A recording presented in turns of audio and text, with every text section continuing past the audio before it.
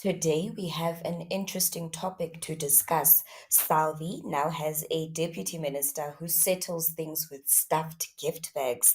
But before we dive into the details, let us take a moment to remind ourselves about the importance of maintaining the transparency, accountability, and integrity within our government and from government officials. This is why we cannot ignore stories such as this one. Now, without wasting any more time, let us get into today's video. Molweni and welcome to the Conversations with Nkosi YouTube channel. This is the news commentary section where I'll be offering insightful news commentary while exploring the different perspectives on the stories that shape our world. For us to fully understand the significance of the allegations against the deputy minister, we need to start by looking at his role and responsibility within the South African government. Now, Utato Obed Bapela is a South African politician, a senior ANC member, and was once the deputy minister of cooperative governance and traditional affairs prior his recent appointment as the deputy minister of public enterprises.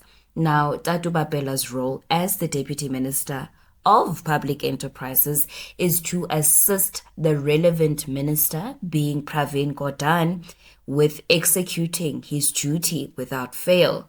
Now, for those of you who do not know about the Department of Public Enterprises.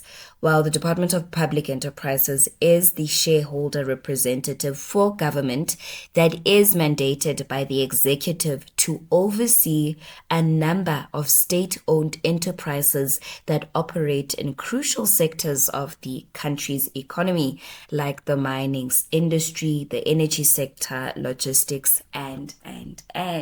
Now, let us get into the heart of the matter, being the allegations that surround Mr. Obed Bapela and his alleged secret purchase of a multi-million rand mansion in Morningside. Now, the acquisition of such an opulent property raises eyebrows, particularly when done discreetly. Let us get into this article. Deputy Public Enterprises Minister Obed Bapela allegedly bought a multi-million rand mansion in Morningside, Sandton secretly, then hired a contractor to demolish parts of it. The contractor, Johannes Majo, was also hired to build a new structure on the property, which included 9 bedrooms, 5 bathrooms, and a double-story entertainment area, and was allegedly paid in hard cash stuffed in bags.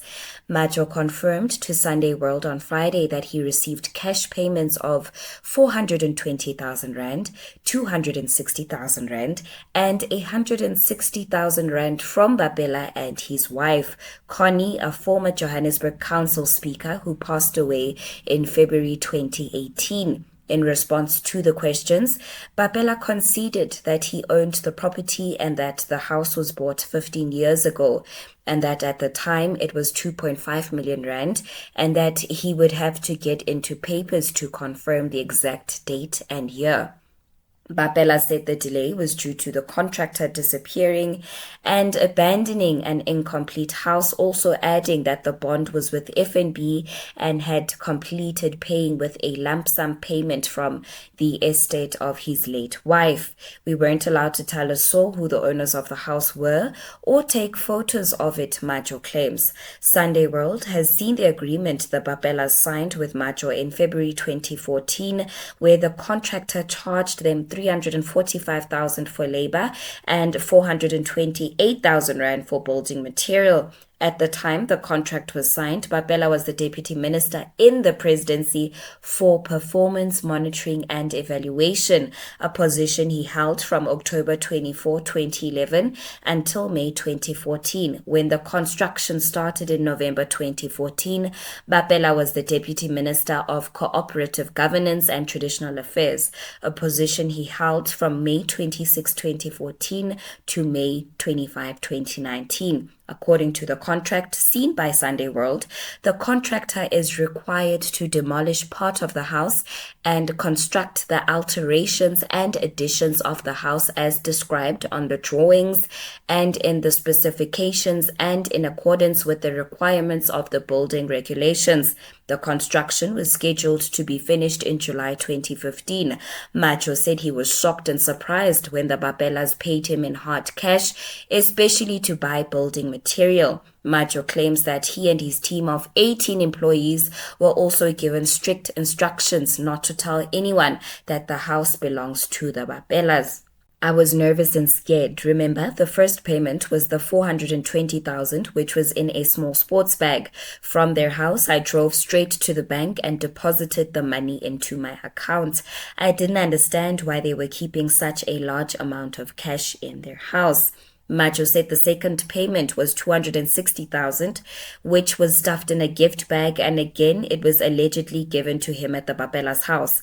Macho said that the third payment of 160,000 was paid in dramatic fashion like seen in mafia movies, as another gift bag was thrown in his car through the window near the Market Theatre in Johannesburg. Macho claims things started getting sour in 2017 as he didn't finish the construction in July 2015 as the Bapelas ran out of cash to buy more material and even failed to pay him for his labor. Macho claims his tools worth 135,000 are still at the Deputy Minister's property. Macho went to Sandton Police Station on Friday to open a case against Bapela to get his tools back and his outstanding payment. In a statement to police seen by Sunday World, Macho claims he stopped construction at the site as payment was outstanding. My tools were still on the construction site at this time. I did go there in 2017, but I was chased away by the security. It is very sad that one of the leaders of the ruling party is trying to destroy a small and emerging black-owned business, he said. Now, guys, the article can be accessed via Sunday World. Lalel, film, movie, bioscope. Not a whole deputy minister pulling a pala on us. We went from brown envelopes to stuffed couches. And now, sports bags and gift bags. Gelo Xesha, with his list of credentials, one would think that Obed Bapela would avoid fumbling and actually focus on doing the work. Now, when we have a story like this, break, with us having to learn about Mr. Obed operating like a godfather who moves like a mafia boss, is disturbing. It really is, because how are we to trust a controversial individual with the task of reviving our state-owned enterprises? This is the same man who was once found swimming in the waters of shady dealings back in 2021, a few years after the stuffed gift bag saga, seemingly. Which means that he is not about to change his spots, because this is just how he moves. This is just how he is. This is just how he functions. This is the way he leads. And it is weird how the anti-corruption brigade are yet to discipline their own. The scandal about how he secretly acquired the property only raises questions about his source of wealth. And, he has us wondering whether he's also among the multiple streams of income group who bend the rules to secure the bag by abusing their authority as government officials. Moving on, let us explore the possible motives behind such an alleged shady dealing.